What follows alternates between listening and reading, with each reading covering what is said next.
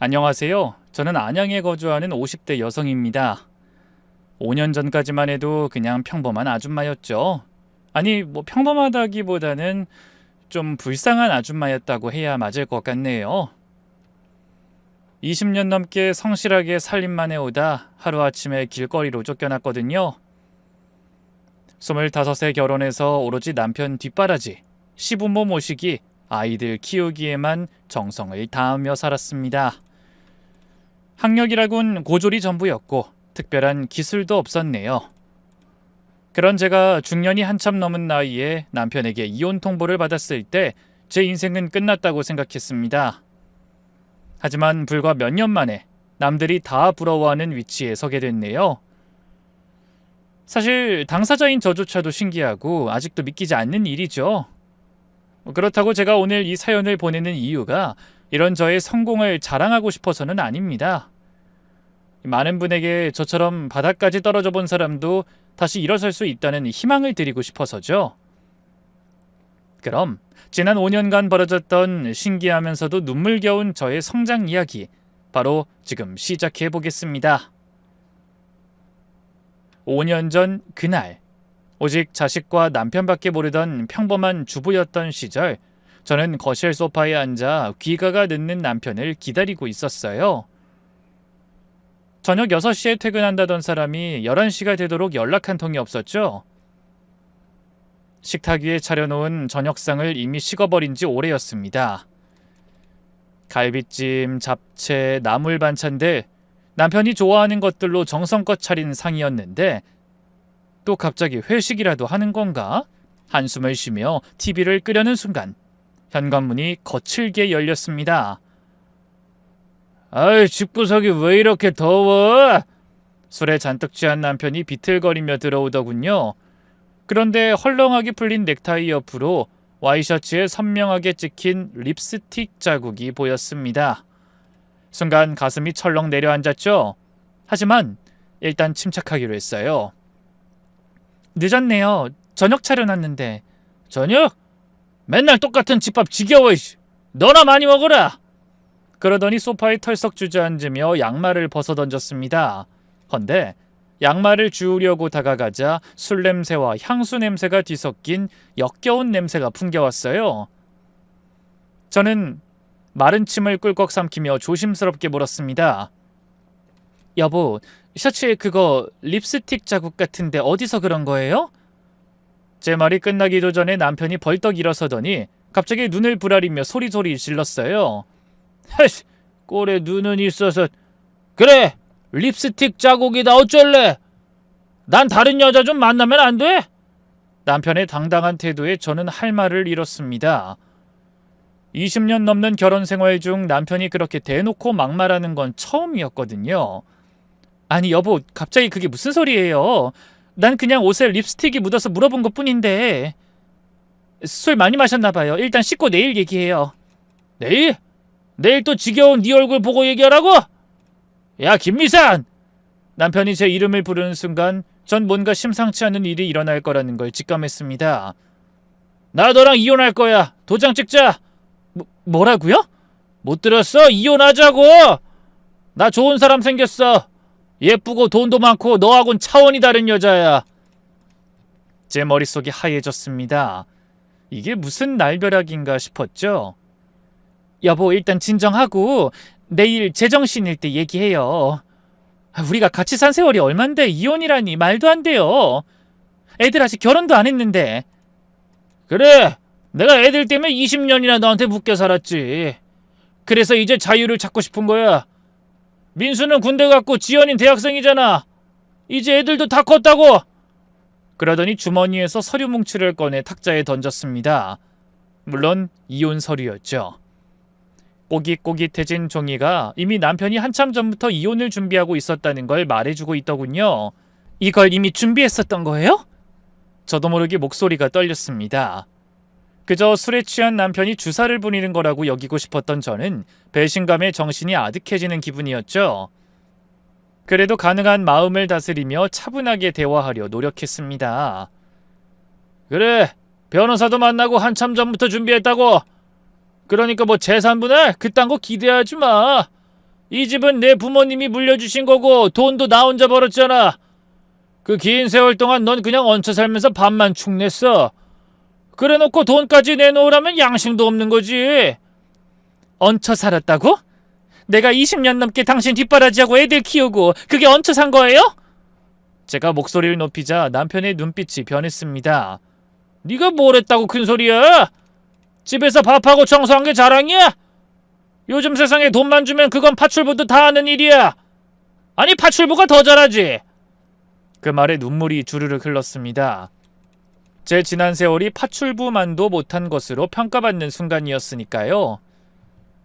그 여잔 달라. 미모는 기본이고 강남에 빌딩이 여러 채야. 아버지가 부동산 재벌이거든. 너같이 무식하고 돈도 없는 다 늙은 여자하고는 차원이 다르다고. 지금 그 말 진심이에요? 당연하지. 고졸에다 집에서 살림만 한 주제 네가 남편의 고생을 알기나 해? 사회생활 한번 못해본 주제 뭐가 잘났다고 뻔뻔하게 고개를 치켜들어? 요즘 밖에 나가면 잘난 여자들이 차고 넘쳐. 너처럼 세상 물정 모르고 답답한 여편네를 데리고 사는 내가 얼마나 창피한 줄 알아? 남편의 말 한마디 한마디가 비수가 되어 제 가슴에 꽂혔습니다. 하지만 더 충격적인 일은 그 다음에 일어났네요. 빨리 도장 찍어! 귀찮게 하지 말고. 이렇게 갑자기 무슨 이혼을 하자는 거예요? 나도 생각할 시간이 필요해요. 그때였어요. 짝! 찰진 소리와 함께 눈앞에 불이 번쩍였네요. 남편이 제 뺨을 때린 겁니다. 20년 만에 처음 있는 일이었습니다. 나 재혼할 거니까 도장 빨랑 찍어 이년아! 저는 얼얼한 뺨을 감싸주고 남편을 올려다봤습니다. 술에 취해 벌겋게 상기된 얼굴, 하지만 눈빛은 매서웠습니다.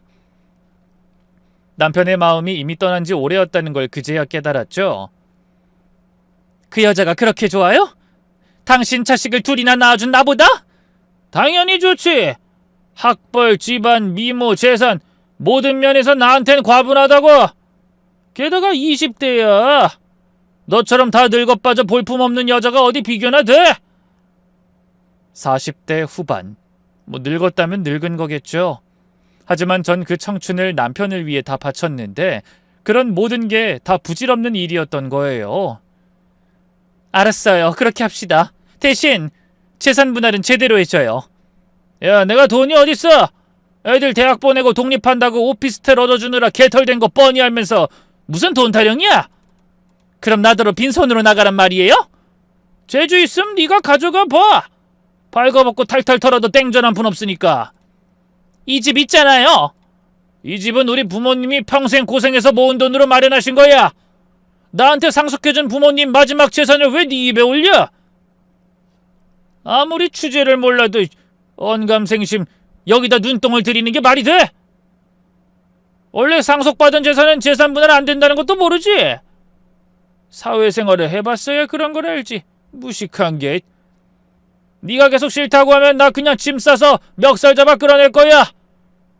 나이 들어 개망신당하고 애들한테 한심한 꼴 보이고 싶으면 마음대로 해.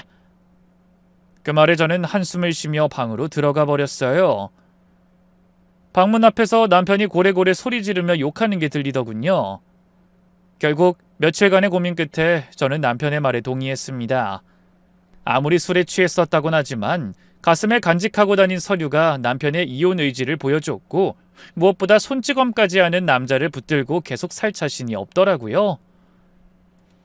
제가 이혼하겠다는 말에 남편은 신이 나서 소리쳤어요. 뭐? 당신 그거 정말이지? 아이, 잘 생각했어. 혹시라도 나중에 말 바꿀 생각하지 마. 내일 아침에 당장 가자. 그러곤 콧노래까지 부르며 핸드폰을 들고 밖으로 나가더군요. 아마 내연녀에게 이혼하기로 한 사실을 알려주려고 그러는 것 같았어요. 저는 거실에 혼자 남아 흐느껴 울었습니다. 그리고 그날 밤 한숨도 못 잤죠. 그 대신 앨범을 꺼내 20년의 추억을 되짚어봤습니다.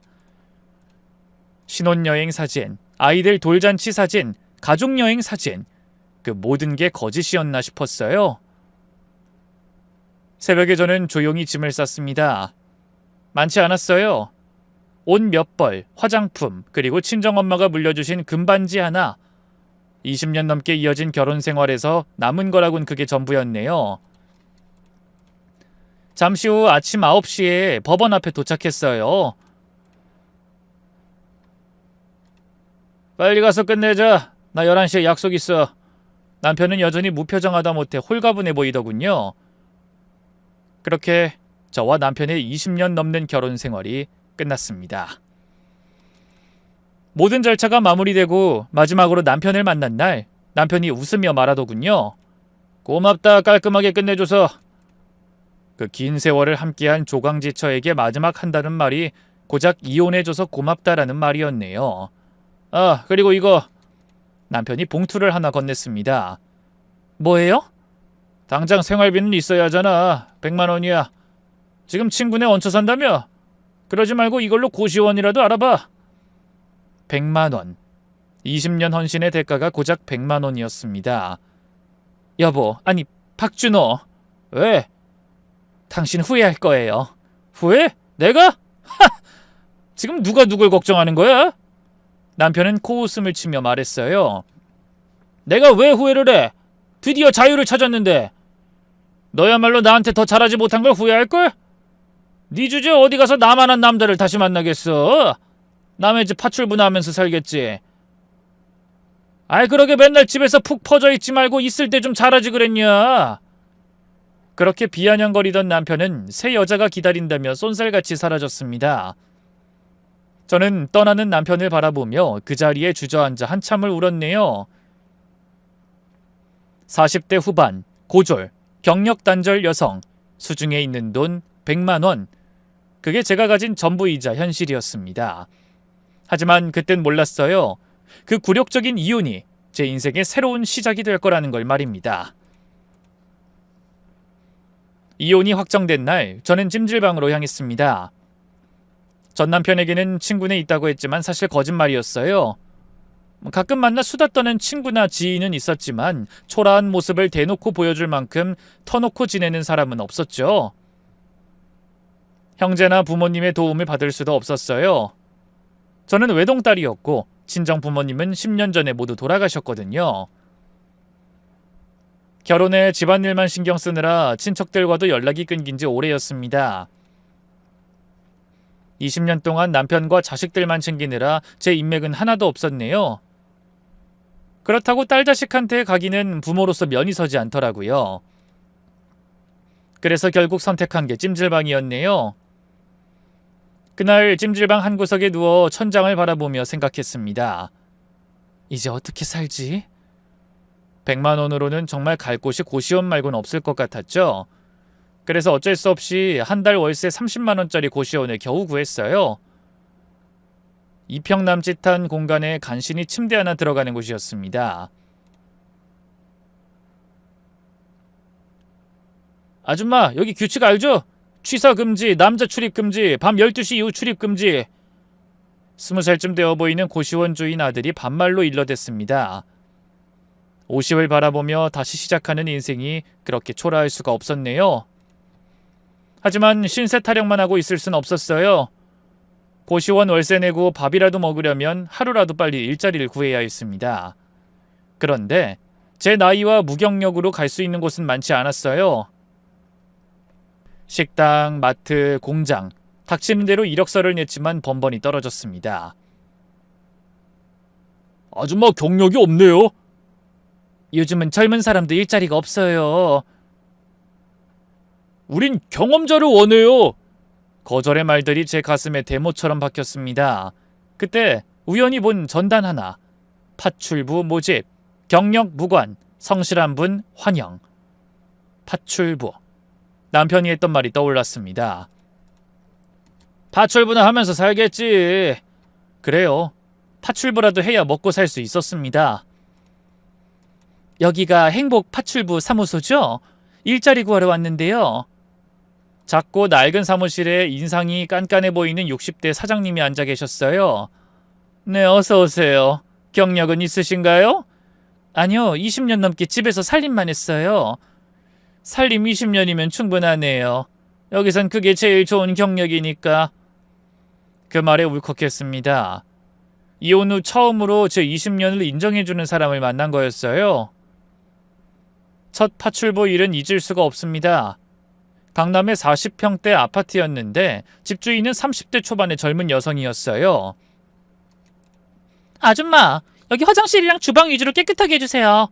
그리고 빨래는 섬세하게 다뤄주세요. 비싼 옷들이거든요. 네, 알겠습니다. 무릎 꿇고 변기를 닦으면서 눈물이 났습니다. 20년 전 시집 올 때는 이런 인생을 상상도 못했죠. 하지만 제 몸 움직여 떳떳하게 하는 일이라고 생각하니 부끄럽진 않았어요. 와, 아줌마, 집이 너무 깨끗해졌어요. 두 사람 몫은 더 하시는 것 같아요. 집주인은 눈을 크게 뜨고 여기저기 둘러보며 칭찬했어요. 그러더니 원래 받을 일당 10만 원에서 2만 원을 더 얹어주며 말했죠. 아줌마, 우리 집에 종종 와주세요. 이제 다른 분이 오시면 성에 안 찰 것 같네요. 그날 받은 일당 12만 원. 제 손으로 번 첫 돈이었습니다. 그 가슴 먹먹한 기분은 지금까지 잊혀지지가 않네요. 하지만 파출부 일은 육체적으로 힘들었습니다. 하루 종일 청소, 빨래, 설거지를 하다 보면 온몸이 쑤셨죠. 쉴 새 없이 물을 만지니 손에 습진이 떠날 날이 없었습니다. 그래도 제 손으로 돈 벌어 제 마음대로 쓸 수 있다는 사실이 정말 즐겁고 남들은 다 무시하는 일일지라도 너무 소중했어요. 6개월쯤 지났을 때 저는 단골이 꽤 생겼습니다. 꼼꼼하고 성실하다고 입소문이 났거든요. 그 중에는 저의 첫 고객도 있었죠. 그 젊은 사모님이 이런 말을 하더군요. 아줌마, 혹시 우리 집만 전담으로 와주실 수 없을까요? 제가 이번에 이직하면서 더 바빠질 것 같아서요. 한 일주일에 3번 정도? 급여는 월급으로 드릴게요. 그 제안이 저는 너무 반가웠습니다. 정기적인 수입이 생긴다는 게 얼마나 감사했는지 몰라요. 그래서 그때부터 일용직과 고정적인 일을 겸하게 됐어요. 그렇게 한참 일하는 동안 다른 파출부 일하는 동료들과 친분도 쌓게 됐죠. 이혼녀, 사별한 분, 남편 사업 실패로 돈 벌러 나온 분, 각자 사연은 달랐지만 모두 열심히 살고 있었습니다. 그런데 일하다 보니 파출부 사무실이나 인력 파견 업체는 수수료도 너무 많이 떼갈 뿐 아니라 일하는 우리 편이 아닌 파출부를 고용하는 소비자 편이라는 생각이 많이 들더군요. 한 번은 이혼하고 혼자 애 둘을 키우는 아이 엄마가 파출부 일을 하러 갔는데 학교에서 놀던 아이가 다쳐 병원에 실려갔다는 겁니다. 그런데 일하러 간 집에서 손님 초대했으니 할 일 다 해놓고 가라며 애엄마를 못 가게 해서 실랑 일을 벌였나 봐요. 그래도 아이 걱정에 일당을 포기하고 병원으로 달려갔는데 그 파출부를 부른 주인이 정신적 피해를 봤다며 배상을 요구했다는 거예요. 하루 벌어 하루 먹고 사는 사람들한테 어떻게 그렇게 모질게 구는지 어이가 없었어요. 하지만 그럴 때도 파출부 사무실은 자기들은 아무 책임이 없다며 발뺌하더랍니다. 그러던 어느 날 파출부를 하다 알게 된 사람들과 저녁을 먹으며 이야기를 나누게 됐습니다. 요즘 파출부 찾는 사람은 많은데 업체들이 수수료를 너무 많이 떼가요.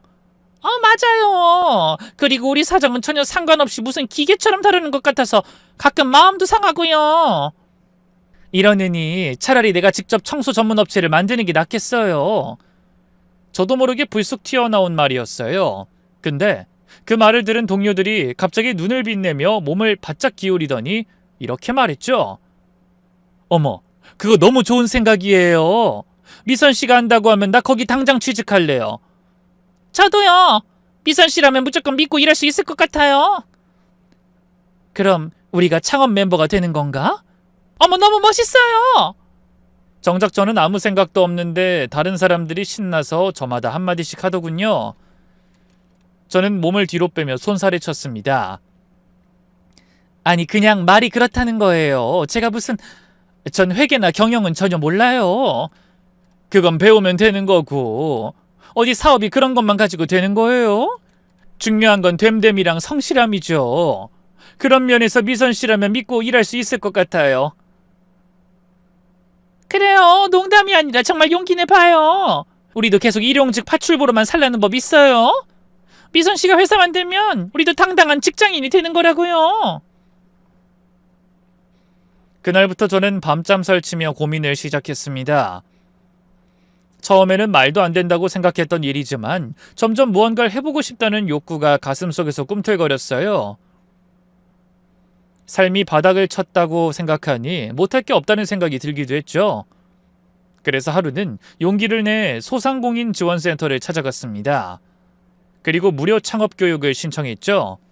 헌데 공부를 시작하니 창업은 정말 쉬운 게 아니었어요. 회계, 마케팅, 세법, 노무, 배워야 할 게 산더미였습니다. 하지만 한번 시작한 일이니 열심히 해보기로 했네요. 그래서 고등학교 졸업하고 처음으로 공부를 다시 시작했습니다. 처음엔 어렵기만 하던 공부도 점점 재미가 붙기 시작했어요. 시간이 가는 줄 모르고 고시원에서 새벽까지 책을 보기 일쑤였죠.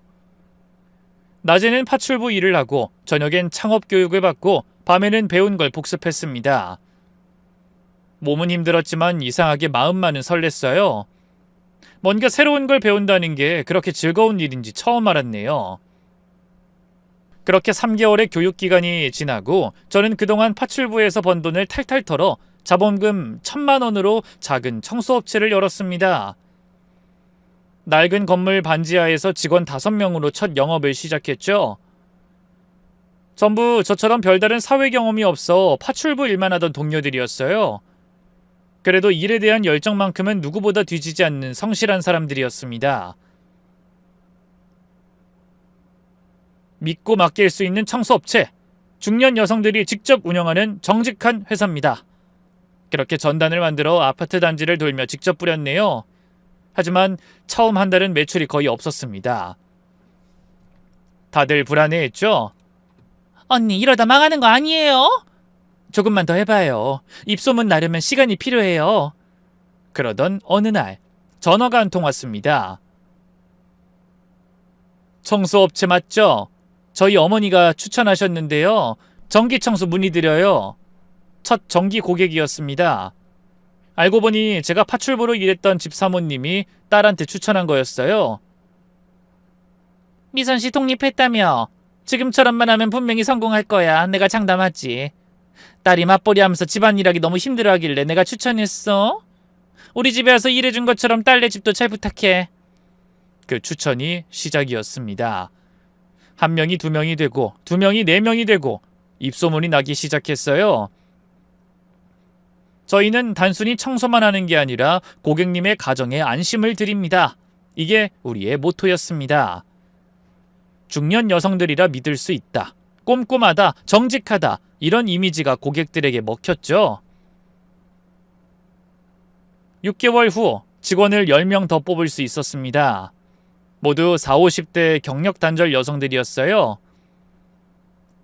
대표님 정말 감사합니다.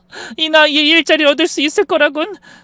새로 들어온 직원이 감격한 듯 말했습니다. 그 말을 듣자 저도 울컥했죠. 몇 년 전 제 모습이 보였거든요. 우리 모두 새 출발하는 거예요. 함께 열심히 해봐요. 그로부터 1년 뒤에 회사는 직원 15명, 월 매출 5천만 원을 기록했습니다. 작지만 탄탄한 회사로 자리 잡은 거였죠. 회사 송년회를 조촐하게 했습니다. 치킨과 맥주로 소박하게요. 1년 전만 해도 일용직으로 위태롭게 살던 우리가 이젠 어엿한 직장인이에요. 모두들 얼굴에 뿌듯함이 가득했습니다. 그 모습을 보고 있자니 저도 행복해서 눈시울이 붉어졌어요. 그날 밤 저는 고시원으로 돌아와 작은 거울을 봤습니다. 몇 년 사이 많이 변한 제 모습이 보였어요. 파출부 일로 거칠어진 손, 하지만 눈빛은 살아있었죠.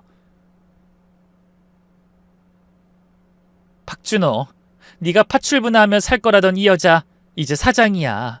날 놓친 걸 언젠간 반드시 후회하게 될걸? 마음속으로 그렇게 외쳤네요. 하지만 그건 시작에 불과했죠. 저에게는 앞으로 더 큰 도전이 기다리고 있었으니까요. 그렇게 몇 달의 시간이 또 지나자 직원도 늘고 월 매출도 8천만 원을 넘어섰죠. 작은 성공에 안주할 수도 있었지만 저는 더 큰 꿈을 꾸기 시작했습니다. 그때까지는 개인 가정집 위주였지만 안정적인 성장을 위해서는 기업 고객이 필요하다고 생각한 겁니다. 그래서 대기업의 청소 용역 업체 입찰에 참여해 보기로 했네요. 하지만 그런 대형 입찰에 참여하려면 직원도 더 많아야 하고 장비도 많이 보강해야 했어요. 거기다 입찰 보증금까지. 저는 고민이 깊어졌습니다. 도전하자니 위험 부담이 크고 안 하자니 성장의 기회를 놓치는 것 같았죠. 그래도 안 하고 후회하느니 해보고 후회하자는 생각이 들어 그동안 벌어놓은 돈을 탈탈 털어 장비에 투자하고 직원도 더 뽑았어요. 그리고 은행의 문을 두드려 어렵게 사업자 대출도 받았습니다. 그리고 고심해 입찰가를 정하고 청소업체 입찰에 참여했네요. 그때 대기업에서 나온 관련자들에게 우리 회사를 홍보하기 위해 조심스럽게 다가가 인사했습니다. 안녕하십니까? 저흰 다른 회사에 비해 규모는 작습니다. 하지만 그 누구보다 절실한 마음을 가지고 일하는 사람들의 회사예요. 직원 대부분은 40, 50대 경력 단절 여성들입니다.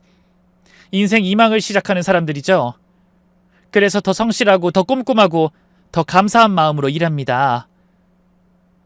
내 집을 쓸고 닦는 주부의 마음으로 성심을 다해 청소하겠습니다. 결과 발표는 일주일 후였어요. 저는 며칠간 긴장으로 잠을 못 잤죠. 그리고 다음 날 오전 10시에 전화벨이 울렸습니다. 축하합니다. 최종 낙찰자로 선정되셨습니다. 네? 정말요? 믿기지 않았습니다. 다시 한번 확인했죠. 네, 그 다음 주에 계약하러 오시면 됩니다. 전화를 끊고 사무실로 뛰어갔습니다. 됐어요. 우리가 해냈어요. 직원들과 껴안고 울었습니다. 작은 우리 회사가 드디어 대기업 입찰에 성공한 거예요. 한 달이 지나고 대기업 직원들의 반응이 왔습니다. 요즘 청소가 정말 깨끗해졌어요. 화장실이 호텔 수준이에요. 청소하시는 분들이 정말 친절하세요. 좋은 평가에 자신감이 생겼습니다. 우리가 할 수 있다는 확신이 들었죠. 그리고 또 2년이라는 시간이 흘렀어요. 이제 회사는 부산지사를 시작으로 전국으로 시세를 확장했습니다. 그리고 각 지역마다 설명회를 열었네요. 저희는 단순한 청소회사가 아닙니다. 40, 50대 여성들의 재기를 돕는 플랫폼입니다. 부산 설명회에 200명이 넘는 여성들이 몰렸습니다. 다들 간절한 눈빛이었죠. 저도 이혼하고 갈 곳이 없었는데 이런 기회 주셔서 감사합니다. 드디어 부산에도 우리 같은 사람들을 위한 회사가 생기는군요. 각 지역 지사장은 그 지역 출신 여성 중에서 선발했습니다. 중앙에서 관리하는 게 아니라 각 지역의 특성을 살리는 거였죠. 전국 확장은 순조로웠습니다. 6개월 만에 5개 지사, 직원 400명의 중견기업이 되었어요. 월 매출도 30억을 넘어섰죠. 그러던 어느 날, 한 지역 방송국에서 연락이 왔어요. 저희는 경력 단절 여성에 대한 시사 프로그램을 기획하고 있어요. 대표님의 성공 스토리를 취재하고 싶은데요. 저를요?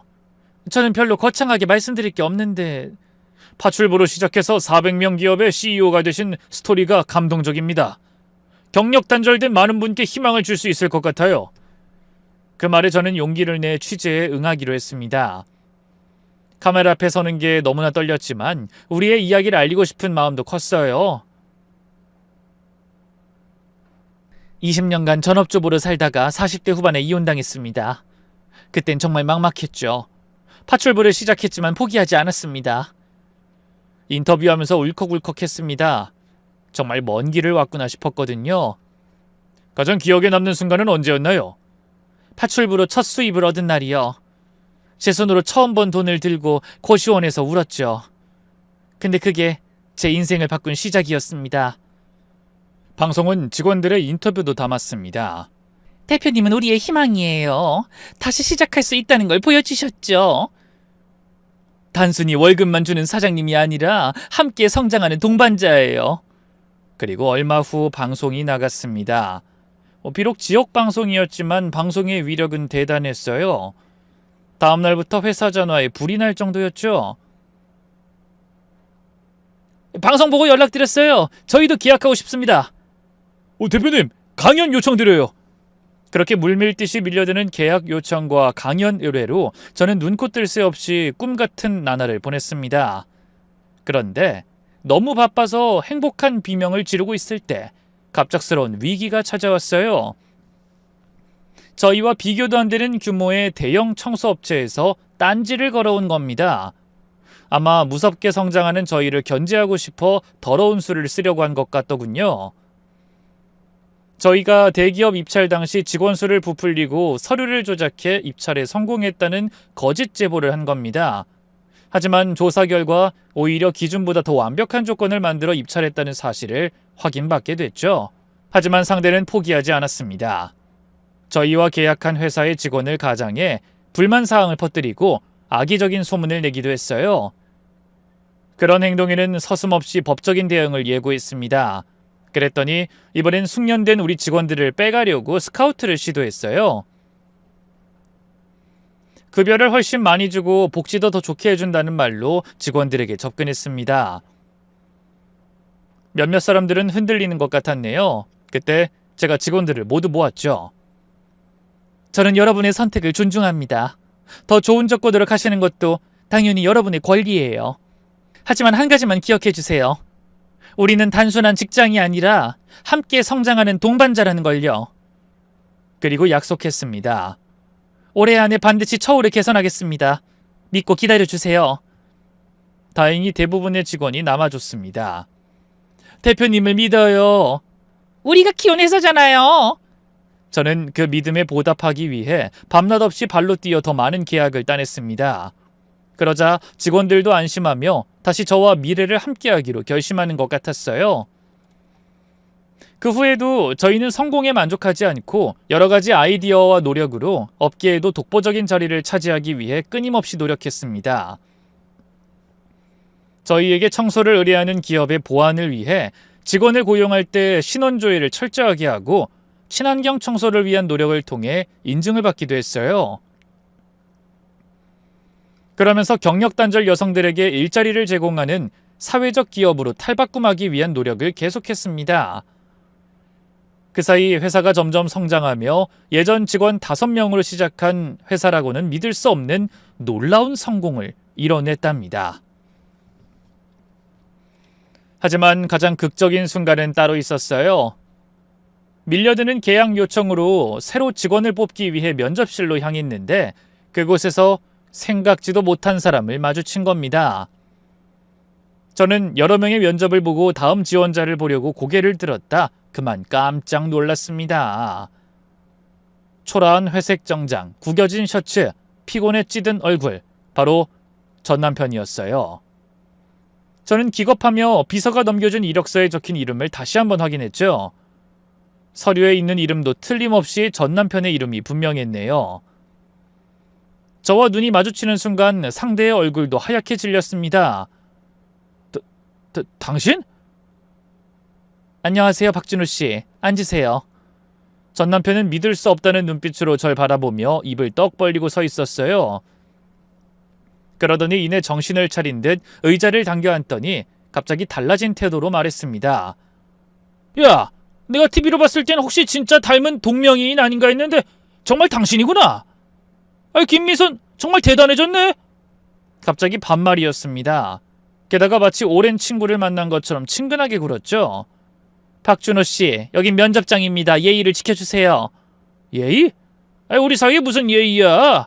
20년을 넘게 부부로 살았는데. 순간 어이가 없었습니다. 5년 전 저를 쫓아낸 사람이 이제 와서 무슨 소리라는 건지. 그 인연은 5년 전에 끝났습니다. 이력서 보니 청소부로 지원하셨네요. 그건 형식이고 사실 당신 만나러 온 거야. 저를요? 전 남편이 몸을 앞으로 기울이며 말했습니다. 그래. TV에 나온 당신 모습 보고 도저히 그냥 넘어갈 수가 없더라고. 생각해보니 이렇게 성공한 것도 다 내 덕분이잖아. 뭐라고요? 저는 귀를 의심했습니다. 내가 너랑 이혼했으니 네가 독립해서 성공한 거지. 나랑 계속 살았으면 평생 별 볼 일 없는 아줌마로만 살고 있었을 텐데 안 그래? 전 남편은 진심으로 그렇게 생각하는 것 같더군요. 이 뻔뻔함에도 정도가 있지 정말 상상을 초월하는 인간이었죠. 그러니까 당신이 나를 버린 게 은혜를 베푼 거라는 말씀인가요? 아니 맞아. 내가 당신을 자유롭게 해주고 날개를 달아준 거지. 난 애초에 당신이 그렇게 집구석에서 썩을 사람이 아니라는 걸 알았거든. 내가 당신이 가진 능력을 발견하게 해준 거야. 아니 그래서 말인데 전 남편이 갑자기 목소리를 낮췄습니다. 이제 성공했으니 우리 다시 합치자. 순간 저는 귀를 의심했죠. 뭐라고요? 방금 뭐라고 했어요? 나만큼 당신을 잘 아는 사람은 없어. 난 당신이 언젠가 이렇게 멋진 사람으로 거듭날 줄 알았다니까. 보아하니 당신 혼자 이렇게 큰 회사 이끌어가기 힘들 것 같은데 나처럼 사회 경험 많고 능력 있는 남자가 뒤에서 떡 버티고 있어줘야 사업이 더 승승장구할 거야. 그러니까 우리 예전 일은 다 잊고 다시 합쳐서 이 회사 더 큰 회사로 잘 키워보자. 저는 어이가 없어 잠시 말문이 막혔어요. 하지만 곧 정신을 차리고 콧방귀를 뀌며 말했죠. 아무리 낯이 두꺼워도 어떻게 그런 소리를 해요?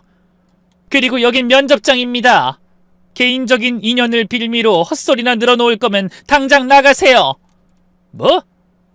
당신 성공했다고 사람이 이렇게 달라져도 되는 거야? 몇 년 전까지만 해도 나한테 이혼하지 말자고 울고불고 매달리던 여자였던 거 잊었어? 아니요. 난 그때의 내가 아니에요. 물론 당신도 이제 예전의 내 남편 아니고요. 정신 차려요. 정말 이렇게 나올 거야? 좋아. 그럼 나한테 보답이라도 해. 보답이라니 무슨 보답?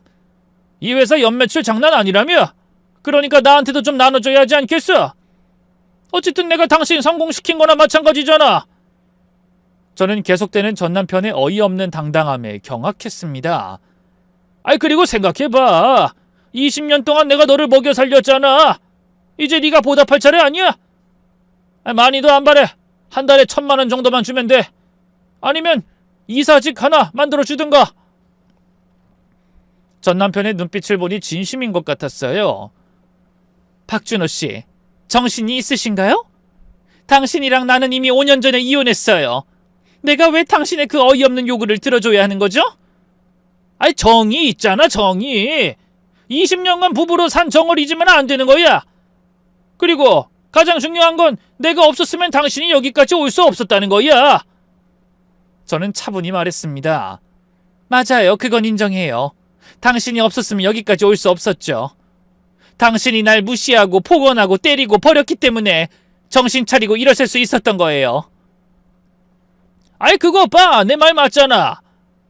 거기다 내가 빈손으로 내쫓을 수도 있었는데 마지막 온정을 베풀어서 돈까지 쥐어준 거 잊었어?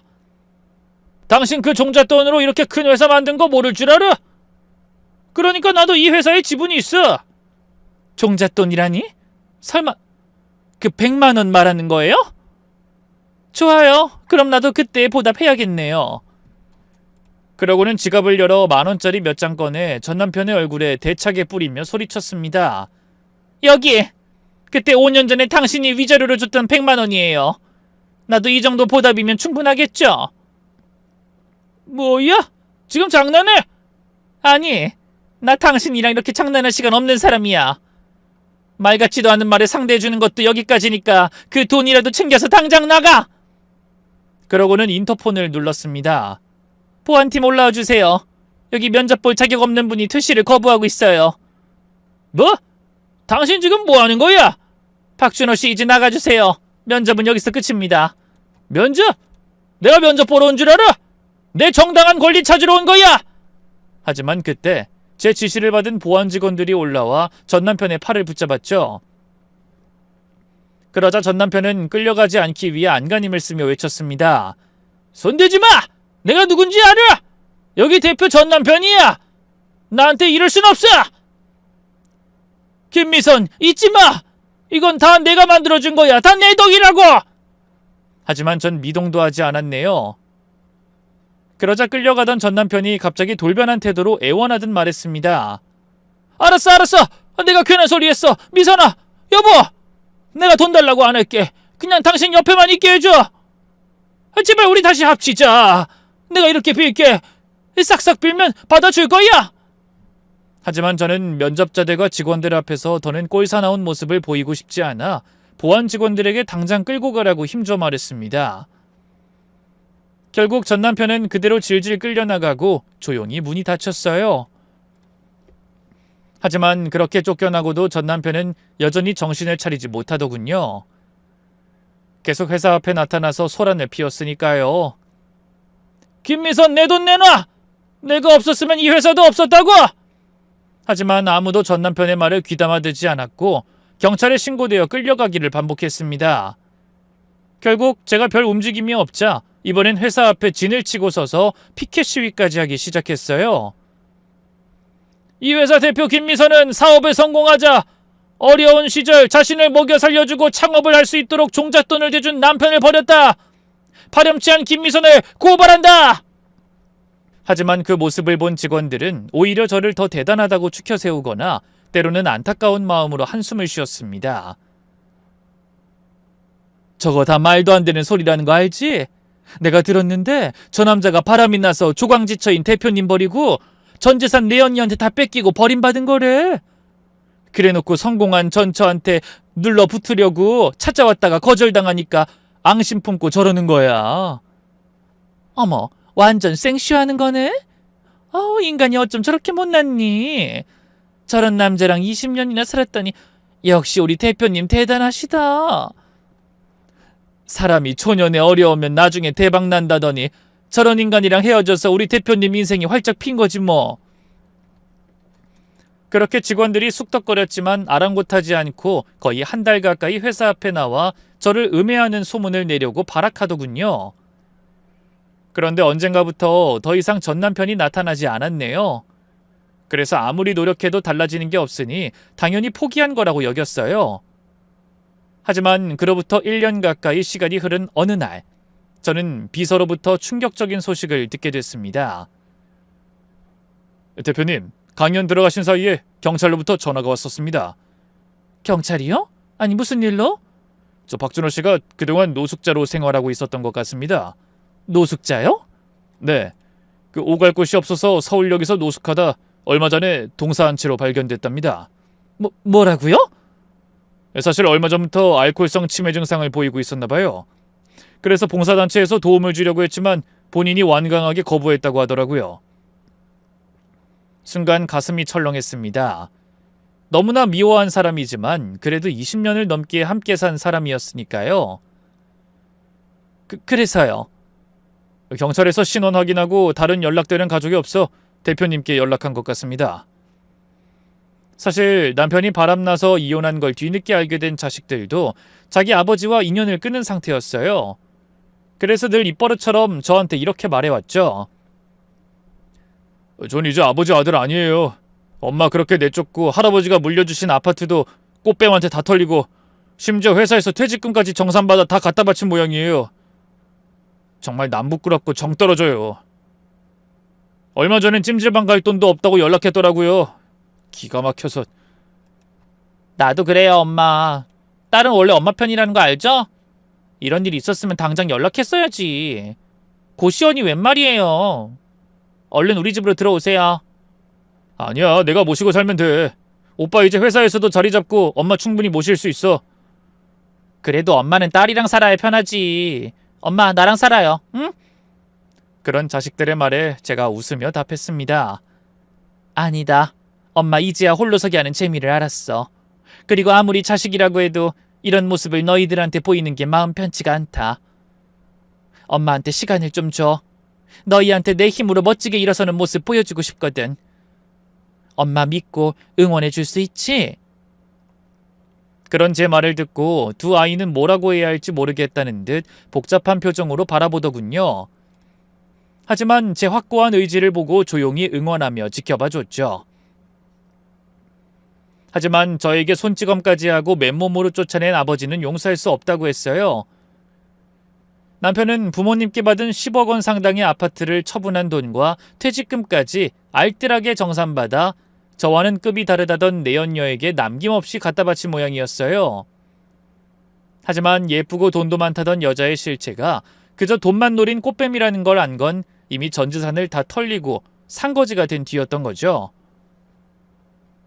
그 뒤로 오갈 곳이 없어져 자식들을 찾아갔지만 문전박대당하고 쭉 서울역에서 노숙했던 겁니다. 그러다 자신의 처지를 비관하며 구걸에 받은 돈으로 계속 술만 퍼먹은 모양이었어요. 그러니 50대의 젊은 나이에 알코올성 치매로 길바닥에서 동사나 하게 된 거죠. 사람 인생 정말 한치 앞을 모르겠더군요. 저는 착잡한 마음을 감추지 못하고 비서를 향해 물었습니다. 장례는요? 그 연고자가 없어서 무연고 사망자로 처리된다고. 저는 한참을 고민하다 어두운 얼굴로 말했습니다. 내가 장례 치르겠습니다. 대표님, 그러실 필요가 있을까요? 예전에도 그랬고 얼마 전까지도 대표님을 힘들게 한 사람이잖아요. 그래도 아이들 아버지예요. 아무리 못난 아버지라도 그런 식으로 비참하게 떠난 걸 알면 나중에 아이들이 상처받을 거예요. 그래서 저는 전 남편의 장례를 치러주게 됐습니다. 참석자는 저와 자식들 그리고 친척 몇 명이 다였죠. 자식들도 그렇게 치를 떨던 아버지였지만 돌아가셨다는 소식에는 안타까운 눈물을 흘리더군요. 죄는 너무나 미웠지만 비참하게 생을 마감한 부모 앞에서 마음이 좋을 자식은 아무도 없을 겁니다. 영정사진 속 전 남편은 한때 잘나가던 시절의 모습이었습니다. 저는 그 오만하고 자신만만했던 얼굴을 바라보며 속으로 생각했어요. 당신은 끝까지 깨닫지 못하고 떠났겠네요. 당신이 버린 게 얼마나 소중한 것이었는지를. 오늘은 마지막으로 못한 말 꼭 전하고 싶네요. 나랑 이혼해줘서 고마웠어요. 당신 옆에서 구박받는 삶이 인생의 전부였던 나에게 새로운 기회를 준 건 사실이니까. 그렇게 씁쓸한 인사를 하고 장례식장을 나왔습니다. 찬바람이 뺨을 스치니 마음에 더 스산한 바람이 불어오는 것 같았죠. 모든 걸 가졌던 사람이 한순간에 잘못된 생각으로 인생을 얼마나 나락으로 떨어뜨렸는지 그 생각을 하니 허무하더군요. 그런 전 남편의 마지막을 떠올리며 저는 반드시 후회 없는 삶을 살자고 다시 한번 다짐하게 됐습니다. 오늘 제 사연과 함께 하신 여러분도 귀한 인생에 후회 남기지 않도록 매 순간 최선을 다해 바른 인생을 살아가시길 바랍니다. 감사합니다.